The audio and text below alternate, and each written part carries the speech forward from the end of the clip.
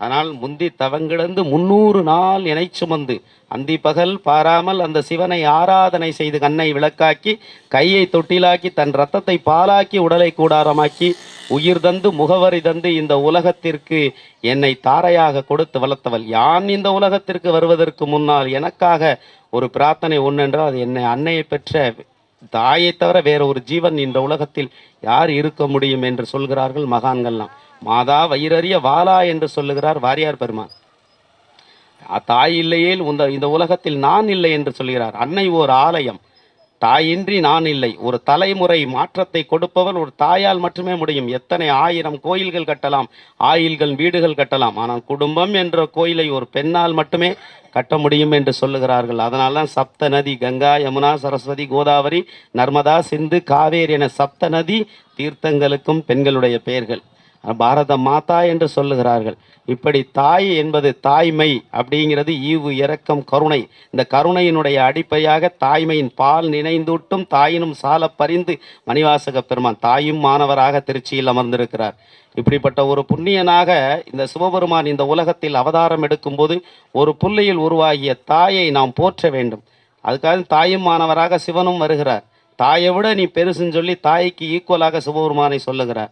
அதனால் கருவில் இருக்கின்ற தாயை நாம் எப்பொழுதும் நிந்திக்காது அவர்கள் வழி சென்று அவர்களை போற்ற வேண்டும். தெய்வம் முன்னாடி வந்து நிற்குமா? யார் இல்லையேல் இந்த உலகத்தில் பிரவேசிக்க முடியாத, யாரை இழந்தால் திரும்ப பெற முடியாத அவருக்கு பேர் தான் தாய் என்று சொல்லுவார் வீரத்துறவி விவேகானந்தர். இப்படி துறவிகளுக்கே சொல்லுகிறார், அன்னை இட்டதே அடிவயிற்றிலே யாம் பிறக்கும்போது தொப்புள் கொடி உறவு மூலமாக அந்த உணவை நமக்காக அளித்தவள். முதலில் கல்லுக்கு இருக்கிற தேவைக்கும் கருவில் இருக்கிறத குழந்தைக்கும் உணவு கொடுத்தவர் பரமேஸ்வரன் என்று சொன்னாலும் அந்த உணவை மூலமாக சஞ்சரிக்க செய்து உடல் மூலமாக தருபவள் நம்மை பெற்றெடுத்த அன்னையை தவிர வேற யார் இருக்க முடியும்? ஆகையினால்தான் அன்னையை போற்று தாயை போற்றி வீழ்ந்தவர்கள் யாரும் இல்லை. தாயை போற்றி வாழ்ந்தார்கள், தாயை போற்றி வீழ்ந்தவர்களே யாரும் இல்லை. தாயை தூற்றி வாழ்ந்தவர்கள் யாருமே இல்லை. இப்படியெல்லாம் வந்து இறைவனுக்காக கருவில் இருக்கும்போதே எனக்காக ஒரு தாய்மையை கொடுத்தார் என்று சொல்லுகிறார் மணிவாசக பெருமான். இப்படியெல்லாம் தாயை போற்றி வாழ்ந்தார்கள் மாதா. அதுக்கடுத்து நல்ல முதுகெலும்பு பாடுபட்ட தாயும் முதுகெலும்பு பாடுபட்ட தந்தையும் முழு வயிறு காணாத தாய். அதனாலதான் தாயும் தந்தையும் இந்த உலகத்திற்கு ஒரு முதல் குரு தகப்பனார். நல்ல ஒரு குரு அப்படின்னு சொன்னால் நம்ம எல்லாம் பள்ளிக்கூடத்துக்கு கொண்டு போய் சேர்க்கிறார். வழிகாமிச்சர் அத்தனவே குரு. வழிகாட்டுதல் என்பது ஒரு குருவை குறிக்கும். அப்படியெல்லாம் குரு மூலமாக நாம் வருகிறோம். திருவாசகம் படிக்கிறோம், சொல்லிய பாட்டின் பொருள் உணர்ந்து அப்படின்னு சொல்லி படிக்கிறோம். ஆனால் சொல்லிய பாட்டின் பொருள் என்னங்கிறத படிக்க 51 முற்றோதல் முழுதும் ஓதுதல். எங்கெல்லாம் முற்றோதல் நடக்கிறதோ நீங்கள் அந்த முற்றோதலுக்கு முதலில் ஒரு நபராக ஒரு அடியாராக அமர வேண்டும். ஏனென்றால் கோயிலில் இருக்கக்கூடிய கருவறையை விட அடியாருக்குள் அமர்ந்து அரசாட்சி புரியும் சிவபெருமானை அடியவர் கூட்டத்தில் காங்கலாம். அப்படிப்பட்ட இந்த அடியார் சிலரும் அருள் பெற்றாருங்கிறாரு. இந்த அடியவர் கூட்டத்துக்குள்ள நான் போகலேன்னு மணிவாசக பெருமான் சொல்றார். இந்த மணிவாசக பெருமானுக்காகவே இறைவன் எத்தனை இடங்கள்ல வந்து உட்கார்ந்துருக்கார். இவ்வளோ ஒரு சைனாவுடைய தேசத்துல மணிவாசக பெருமானுக்காக சைனாவில் போய் பெருமான் ஆசீர்வாக்கு கொடுத்தாராம். அயல் நாட்டில் போய் அந்த தமிழ்நாட்டுக்கு வரணும்னு சொன்னார். தமிழ் திருமுறையை வரக்கிறதுக்காக சைனாவில் குடிகொண்டுள்ள ஒரு அன்னையருக்கும் தந்தையருக்கும் ஒரு மகனாக மணிவாசகர் பிறக்க வேண்டும் என்று இறைவன் பரம்பொருளாக இருந்தார். இதனை கடவுர் சித்தர் என்ற ஒரு புத்தகம். இதை பேஸ் பண்ணி சிவப்பிரகாச ஞான வள்ளலார் அவர்கள், ராஜாஜி அவர்கள் இதெல்லாம் திருவாசகத்தினுடைய அந்த உரையை முழுவதுமாக கொடுத்திருக்கிறார். திருவாசகம் என்ற ஒரு எழுத்தினுடைய வாசகத்தினுடைய பிரம்மச்சுவடி என்று சொல்கிறார்கள். ஊழிகாலத்தினுடைய ஒரு பொருளை சிவபெருமான் வேண்டும் என்பதற்காகவே மணிவாசகரை ஒரு கருவியாக நிலைநிறுத்தினார் என்கிறார். தனக்கு ஊழிகாலத்தில் 4 யுகமும் அழிகும் போது நமக்கு ஒரு சிவஞானம் போதம் போன்ற ஒரு பூமியில் ஒரு நூல் வேண்டுமே என்பது பெருமான் ஆசைப்பட்டாராம். அந்த ஆசைப்பட்டதற்காக ஒரு கருவியாக மணிவாசக பெருமானை கொடுக்கிறார். அதனால மணிவாசக பெருமான் என்பவர் 300 காலத்தில் 999 முனிவர்களை யாகத்தில் வதம் புண்டு 1000வது முனிவராக வந்தவர். 999 வரை காவு கொண்டு 1000வது 1000ல் ஒருவனாக மணிவாசக பெருமான் உத்தரகோசமங்கையில் வந்தார் முன் ஜென்மாவில். இந்த உலகத்தில் ராவணனுக்காக பெருமான் உலகத்தில் இலங்கைக்கு போகும்போது பூரணாகதின்னு சொல்கிறோம். பூர்ணமத பூர்ணமிதம் பூர்ணாஸ் பூர்ணமுதஸ்ய பூர்ணஸ்ய பூர்ண மாதாவேன்னு சொல்லி பூர்ணாகதி சிவாச்சாரியால் கொடுப்பாங்க. அப்போ கொடுக்கும்போது பெருமான் அந்த அக்னி சாட்சியாக வந்து அக்னி வந்து வாங்கி கொடுக்கணும். இதுதான் அக்னி. அப்போ இவர் வந்து ராவணன் கோயில் கட்டி இருக்கும்போது அந்த பூர்ணாகதியை வாங்க பெருமான் போயிடுறார். மணிவாசக பெருமான் விழிக்கிறார். அம்பாள் தியானத்தில் இருக்கிறாங்க. ஏற்கனவே மானசோவரில் சிவஞான போதத்தினுடைய ஞான சித்தாந்தத்தை தெரிவிக்கும் போது வேற ஒரு கான்சன்ட்ரேஷனில் அம்பாள் இருந்ததாக நீ மீனவர் குலத்தில் பிறக்க கடவாய்ங்கிறார். காரணம் இல்லாமல் பெருமான் காரியத்தை செய்ய மாட்டார். இந்த பூலோகத்தில் நம்மெல்லாம் சுருக்கமாக சொன்னோம்னா நாங்கள் மாதிரி சன்னியாசம் வாங்கினோம்னா காரணம் எதுக்குன்னா, இந்த உலகத்தில் பிறந்த அம்பானியாக இருந்தாலும் அதானியாக இருந்தாலும் பட்டினத்தார் போன்ற 10 தலைமுறைக்கு சொத்து சேர்ந்தாலும் 6வது அறிவு என்பது ஒரு கர்மாவை கழிக்க இந்த உலகத்திற்காக வந்திருக்கிறோம். இந்த பூமி என்பதற்காக யார் தவறு செய்தாலும் 14 லோகத்தில் பூமியில் போய் பிறக்க கடவாய்ங்கிறது நம்ம வேதம் சொல்லுது. வேற எந்த உலகத்திலையும் பிறந்து கர்மாவை கழிக்க முடியாது. பூமி மட்டும்தான் 6வது அறிவு. செவ்வாய் என்று அங்ககாரகன் ஜோதிட சாஸ்திரம் சொல்லுது. அதுக்கு கலியுகத்தினுடைய தெய்வமாக முருகப்பெருமான் இருக்கிறார்.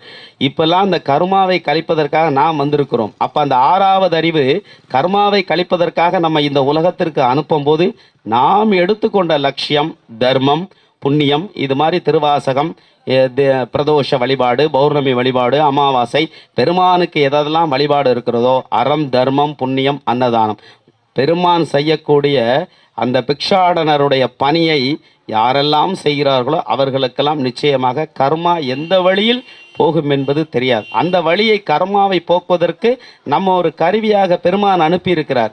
நீங்கள்லாம் தேவாரம் திருவாசகம் 12 திருமுலைகள் பாராயணம் செய்வதன் மூலம் இந்த வேதம் என்பதற்கு சுவாமி சொன்னது போல 4வது வேதத்தினுடைய தமிழ் திருமுறை எளிதாக நமக்கெல்லாம் இப்பெல்லாம் இல்லங்கள் தோறும் திருவாசகம், உள்ளங்கள் தோறும் திருவாசகம், ஆலயங்கள் தோறும் திருவாசகம். மூர்த்தி சொற்பதம் கடந்த மூர்த்தி, ஆதியும் அந்தமும் இல்லாத அருள் பெரும் ஜோதி. அதனாலதான் ஜோதியே சுடரே நம்ம படிக்கிறோம். அதில் படிக்கும்போது ஜோதியின் வடிவாக இறைவனை தொழுகையர் அழுகையர் துவல்கையர் எல்லாருக்கும் பெருமான் அருள் கொடுக்கிறார்.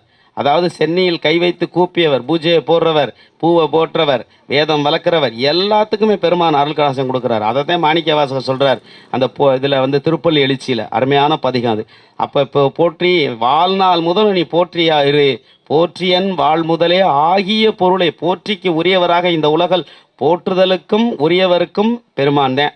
மாண்புமிகு என்று அமைச்சரை சொன்னால் சேக்கிலார் பெருமானும் மணிவாசக பெருமான் தான். அமைச்சர் பதவியிலிருந்து விடுத்து இந்த உலகத்தினுடைய பரம்பொருளை பார்த்த பிறகு துறந்தார். அதனால் திருவாசகத்தை தொடரும்போது இணையார் திருவடி எந்தலை மேல் வைத்தலுமே துணையான சுற்றங்கள் அத்தனையும் துறந்து ஒளிந்தேன்கிறார்.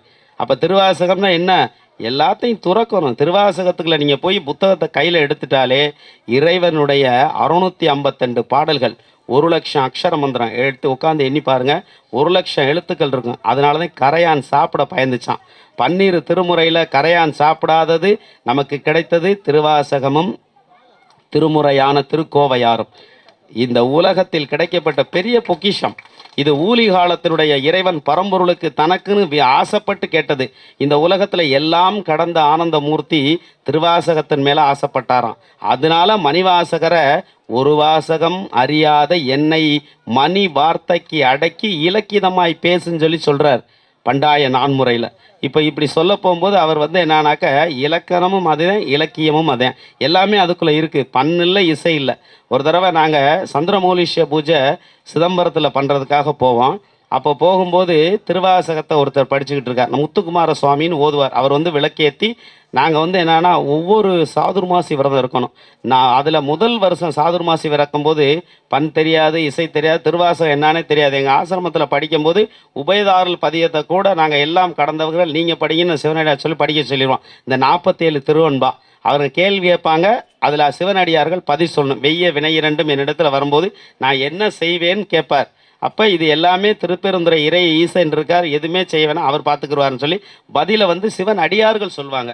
அப்போ சிவனடியார்கள் சொல்லும் போது சிவன் அடியார் என்பது சிவன், சிவன் அடியார் வேறல்ல சிவன் வேறல்லைன்றது அந்த பதிகம் சொல்லுது.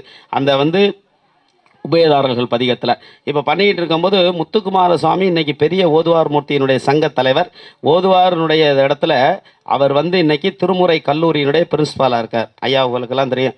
அவர் வந்து இருக்கும்போது ஒருத்தர் வந்து நாங்கள் எல்லாம் பூஜை பண்ணிட்டு யாகம் வளர்த்து சந்திரமொலீஷ பூஜைன்னு எங்களுக்கு பிரதான பூஜை, அதை ஸ்படிகலிங்க பூஜை பண்ணிட்டு வெளியே வரும்போது பார்த்தா ஐயா ஓதுவார் மூர்த்தி வந்து ஒருத்தர் படிச்சுக்கிட்டு இருக்காரு. அவர் சத்தம் போடுறார், என்னையா திருவாசகத்தை தப்பாக பார்த்தா படிக்கிறீங்க, போய் கொடிமரத்துக்கு போய் பின்னாடி போய் படிங்கன்றார். அப்போ அவர் சரின்னு சொல்லிட்டு அங்கே போய் படிச்சுக்கிட்டு இருக்காரு. உச்சிகால பூஜை நடக்குது, கோயில் அடைக்க போகிறாங்க.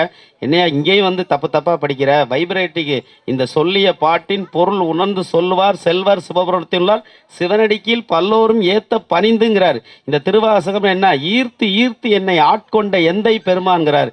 திருவாசகத்தினுடைய இந்த 96 வரிகளும் இறைவனுடைய ஒவ்வொரு வரிகளும் ஒரு யுகம் பத்தாது, ஒரு வரிக்கு ஒரு யுகம் பத்தாது. 4 வரிய வள்ளல் பெருமான் வந்து 4 நாள் உபதேசம் பண்ணார் கண்டக்கோட்டத்தில். சிதம்பர ரகசியத்தை பார்த்து சிரிச்சவர். முதல்ல பர்ணசாலையில் இந்த உலகத்தில் முதல் முற்றோதல் செய்தவர் நம்முடைய சிவபெருமானும் மாணிக்க வாசகர். மாணிக்க வாசகர் முற்றோதல் பண்ணுறார், சிவபெருமான் கேட்டாது பர்ணசாலையில். அதே பழைய திருப்பெருந்துறை அந்த இடத்துல பெட்டிஷன்லாம் கொடுத்துருக்கோம். நிச்சயம் திருவாதூரில் எப்படி நாங்கள்லாம் முயற்சி பண்ணி மணிமண்டபம் கட்டணும், முதல் திருவாசகத்தினுடைய முற்றோதலை பண்ணிவிட்டு 51வது திருவாசகம் திருவாரூரில் தொடங்கி காசியில் முடித்தோம் நாங்கள். அப்போ முடிக்கும்போது பவானி ஐயாட்ட சொல்லி அரண் பண்ணிக்கல சொல்லி அந்த இதை நம்ம கட்டி வச்சா இன்றைக்கி தமிழ்நாடு முழுவதும் வந்து அதை பண்ணுறாங்க. அடுத்த முயற்சி எனக்கு தோன்றினது, இந்த பர்ணசாலைக்கு போனேன், கழிவு பொருளாக இருந்து 10 பேர் உட்காருறது 10க்கு 10 தான் இருக்குது. இன்றைக்கி ஆயிலிய நட்சத்திரம் நமக்கு பேசணும் தான். இந்த ஆயிலிய நட்சத்திரத்தில் தான் அம்பல வாணனே ஆர்ப்பரித்து எழுந்து எழுத்தாணி கொண்டு வரிந்து கட்டி கொண்ட வரைந்த ஓவியம்தான் திருவாசகம் என்னும் காவியம். இந்த காவியத்தை உணர்ந்து புரிந்து அறிந்து தெரிந்து படிக்கணும். படிக்கிறதுக்கு முன்னாடி நாம் பார்க்கணும், பங்கேற்கணும், அதுக்கப்புறம் தான் படிக்கணும். இந்த படிக்கும்போது உணரணும், புரியணும், தெரியணும், அறியணும். இதையெல்லாம் தெரிஞ்சால் மட்டும்தான் திருவாசகத்தில் போகணும். எல்லாரும் திருவாசகம் படிக்க முடியாது. எல்லாரும் படித்தானாக்க அந்த படிக்கினுடைய பங்கேற்பதனுடைய பலனை அறிய முடியாது. அதனால தான் இதை எழுதின மாணிக்க வாசகர் சொன்னவரே இதை 51 பதிகத்தை எல்லாத்தையும் போனார். ஆயிலிய நட்சத்திரத்தில் பெருமான் வந்து பெரிய ஒரு 6 அடி உயரத்தில் எழுத்தாணியை வச்சுக்கிட்டு பனை ஓலை கொண்டு ஓலைச்சுவடியை கொண்டுக்கிட்டு அப்படியே வேகமாக வர்றார். பெருமான் நடந்தாத்தையும் தெரியும். வேகம் கெடுத்தாண்ட வேந்தனடி வெல்கன் சொன்னவரே வேகத்தில் வேகமாக வர்றார்.